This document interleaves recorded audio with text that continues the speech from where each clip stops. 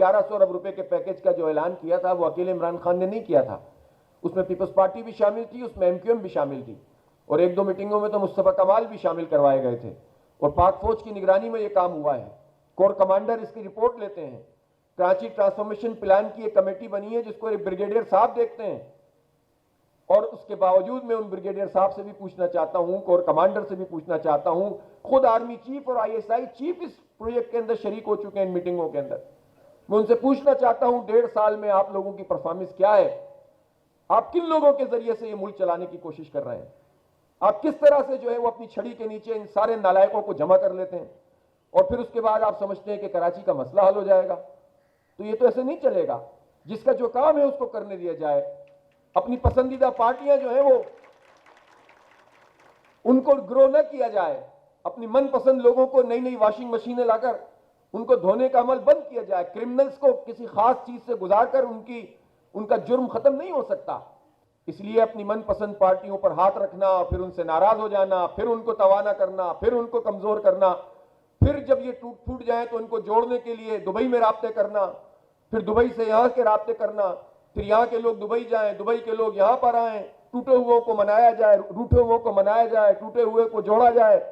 मैं कहना चाहता हूं कि एस्टेब्लिशमेंट अगर इस काम को कर रही है तो 0 जमा 0 जमा 0 जमा 0 होगा। ये कुछ भी नहीं मिलेगा।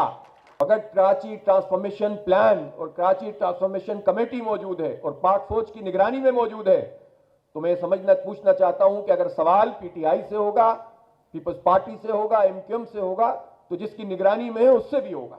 और पूछा जाएगा कि आप हमें परफॉर्मेंस दिखाएं और बताएं कि कराची का आपने क्या किया, सिवाय अपने पसंदीदा प्रोजेक्ट्स के कि किस तरह से डीएचए जो है वो कौन सा है वो सुपर हाईवे वाला डीएचए सिटी तक रोड कहां से पहुंचानी है, उस पर तो काम तेजी से हो जाता है, लेकिन हमारे काम नहीं होते। हमारा पानी का मसला नहीं होता, हमारा बिजली का बहरान ठीक नहीं होता। हम ये देखते हैं कि इन पीपल्स पार्टी की इत्तेहादी जमात हमेशा से एमक्यूएम रही है और कुछ अरसे से पीपल्स पार्टी की इत्तेहादी नहीं है तो पीटीआई की इत्तेहादी है, तो ये भी हुकूमत में मौजूद है। लेकिन 30-35 साल से एमक्यूएम की कारकर्दगी अगर वो ठीक होती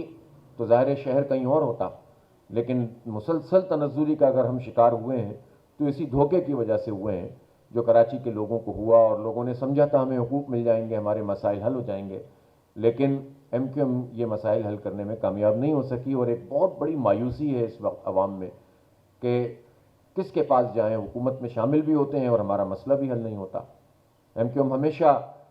वजारतों पर और सेनेट की नशिस्तों पर और इस पर पूरी तहरीकें भी चलाती रही है, अपना हिस्सा भी वसूल करती रही है, लेकिन मर्दमशुमारी अगर कराची की आदी हो गई तो इस अमल में एमक्यूएम शरीक है। अगर कोटा सिस्टम में गैर मुय्यना मुद्दत के लिए इजाफा हो गया तो वफाकी काबीना में एमक्यूएम मौजूद है, तो जिन बुनियादों के ऊपर ये सियासत करते हैं फैसले उसके बिल्कुल बरखिलाफ करते हैं, ना हुकूमत को छोड़ते हैं ना काबीना को छोड़ते हैं, बल्कि कुछ 19-20 बात होती है तो सिर्फ अपनी वजारतों में इजाफे की करने की बात करते हैं। और इस वक्त तो एमक्यूएम के साथ ये मसला हो गया है कि जब से हमारी जो है इस्टेब्लिशमेंट और इमरान खान साहब के दरमियान कुछ तनाज़ा पैदा हुआ है तो एमक्यूएम ने फिर रेट बढ़ाने शुरू कर दिए हैं। लेकिन मैं एमक्यूएम के दोस्तों से ये ज़रूर कहूँगा तो कि 2 घरों का जो मेहमान होता है वह अमूमन भूखा जाता है, तो इसलिए अगर वो ये समझते हैं कि ये झगड़ा कोई मुस्तकिल झगड़ा बन जाएगा तो फिर इनका क्या बनेगा, और अगर उनका झगड़ा ख़त्म हो गया तो फिर इनका क्या बनेगा। तो बहरहाल इनका कुछ भी बने, कराची का आवाम का तो कुछ भी नहीं बनता। ट्रांसपोर्ट का मामला है, वो प्रोजेक्ट जो खान साहब के ज़माने में, नेमतुल्लाह खान के ज़माने में बिल्कुल जिनके ऊपर फाइनलाइजेशन हो गई थी, उसको रोका उस वक्त बाबर गौरी ने, फारूक सत्तार ने और जो वफाकी सेक्रेटरी थी उनके साथ मिलकर,